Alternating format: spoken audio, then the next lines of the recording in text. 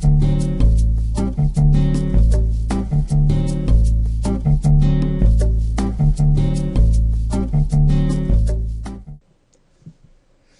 traders, today I want to show you how to use my 377 Keltner Channel 377 tick chart with a Keltner channel on it. It's a 21 period Keltner channel, 1.5 ATR, sets the bands away from the moving average, and I want to show you how I use it, okay, how I do it. All right, so this morning we were in an uptrend and we put in a high. You can see right over here, top left hand corner, we put in a high and then we pulled back to the moving average line. Well, this is a place to get long, okay, so you'd want to buy here, but when price pushed up it couldn't put in a new high. So as you're waiting, price pulls down and it comes down here, and this bar right here closes below the lower band, okay.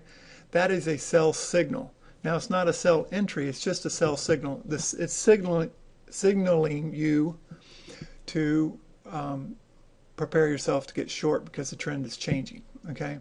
So I use a closing bar below the lower band, okay.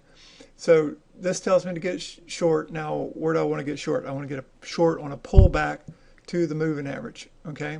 So price pushes down and it comes back up here, almost touches the moving average. You could have gotten short here, but if you want to be more disciplined and wait for the actual price of the moving average, you could wait till here for your entry, okay.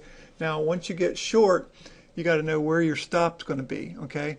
Now what I like to use is the upper band as a guide point, and depending on the volatility of the market, the width of those bands will be wider at some points, and during quiet markets will be more narrow.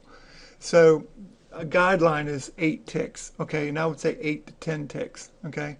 And in this case, you're going to get short here at 75, and your stop would go up here at 77. So 2 points was 8 ticks stop worth of risk, okay, on entry. And I like to go with 2 contracts here. Go 2 contracts short, and then have all out stop at 2 ticks. I mean 2 points, and then I'm going to dump one of the contracts as soon as you get a rejection here. I'm going to dump it at about a point of profit, okay, on one contract. And I like to dump it quick, 3 or 4 contracts. I want to put some money in my pocket. I want to reduce my risk of on the trade, and I'm going to go from there.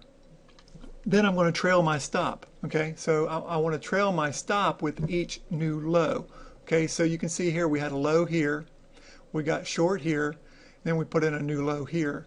So here I want to bump down my stop, and basically I'm going to be moving my stop down along with the green upper band, okay, every time we put in a new low. All right, so here price pushes back up to the mid band. Now if you're an aggressive person, okay, let's say you shorted 2 here, you got out of 1 here, so you're holding 1. As price moves back to the moving average line, you could add back that contract and go with 2 short again here. As price pushes down, you could dump 1, and you could follow this trend down doing that, or you could just simply take 2 contracts short here, dump 1 after a point, and then just hold the second contract and just move your stop down. And this is what I want to show you in this video, okay. So let me move this out a little bit farther down. As you can see that with each new low here, I move my stop down, okay. New low, bring the stop down. New low, bring the stop down, and you just keep going. New low, bring the stop down. Okay, so all of this keeps moving the stop down. Now in this area I want to show you here, this area we put in a low here, and then we moved our stop down here to 20.60 and a quarter, and then the moving average line stops going down and starts to go sideways, okay, so it flattens out. And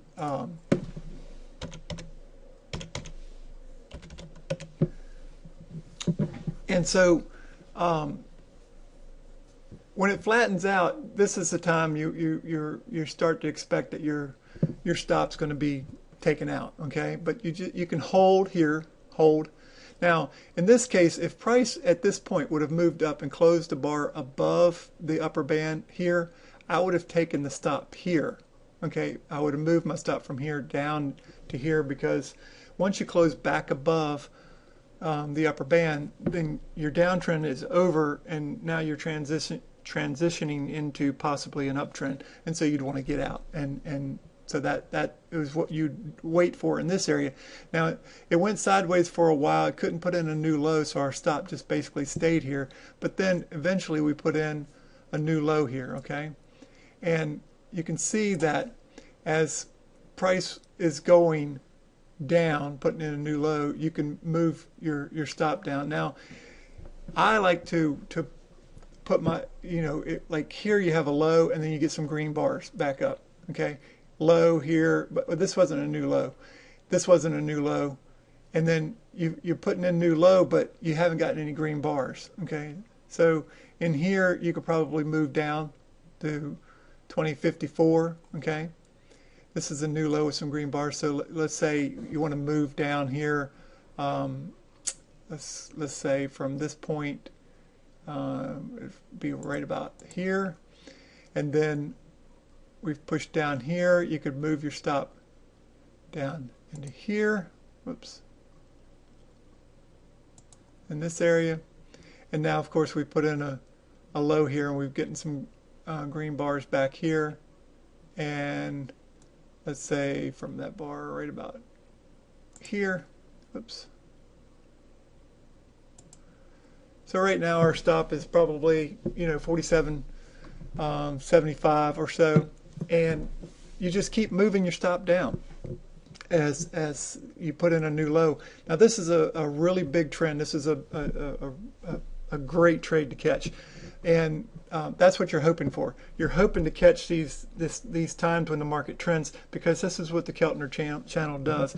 It's a trend following indicator, and so you want to get on board and follow the trend. And large trades like this, they don't come along that often.